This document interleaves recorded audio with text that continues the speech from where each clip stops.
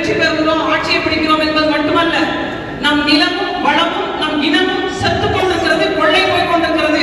அதை காப்பாற்றுகின்ற ஒரு பேர் ஆயுதம் நமது அண்ணன் செந்தமிழன் சீமான்.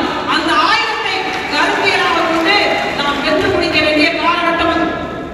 ஏன்னா நிறைய திராவிட கட்சிகள்லாம் வருவாங்க, வெறும் பணத்திற்காக அரசியல் செய்கிறவர்களே கால்வாசி தூரம் பாய்ந்து போடும் போது நம் இனத்திற்காக அரசியல் செய்கிறோம் தான் நாம் முழு தூர பாய்ச்சலாக இருக்கிறோம்.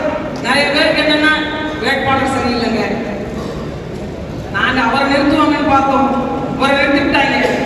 அதெல்லாம் நீங்க அங்கிருந்து வந்து இங்க நிக்கிறீங்க, இங்கிருந்து வந்து ஏன் அங்க நிக்கிறீங்க? இப்படி ஒவ்வொருவரும் பார்த்து கொண்டிருந்தால் வெற்றி யாரிடம் இருக்கிறது என்பதை நீங்கள் உணர்ந்து கொள்ளணும்.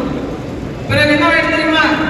உதயநிதி ஸ்டாலின் தான் துணை முதலமைச்சர் வந்துருவார், பிறகு அவரே முதலமைச்சர் ஆவதற்கும் வாய்ப்பு இருக்கு.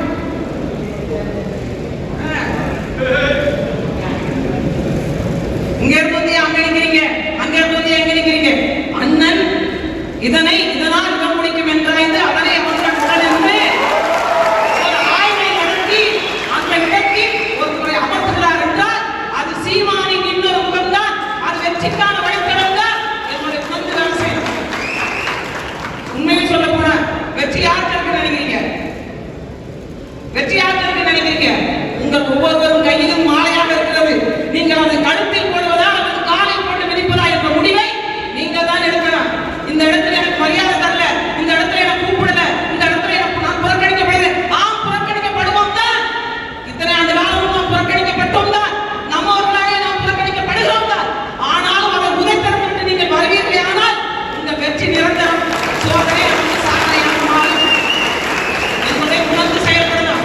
இன்னும் வேகமாக ஓடணும். ஏனென்றால் யாரிடமும் இல்லாத மிகப்பெரிய ஆயுதம் நேர்மை என்கிற மிகப்பெரிய பலம். இவன் ஓட்டுக்கு பணம் தர மாட்டான், ஆனால் நேர்மையாக நிற்பான். இவன் பொய் வைக்க மாட்டான், தன் வாழ்வையிலே நமக்கு பணமாக்கி தருவான் என்ற நம்பிக்கை விதைங்க. அடுத்த தலைமுறை நம்மை நீண்ட தூர காலம் எதிர்பார்க்கிறது.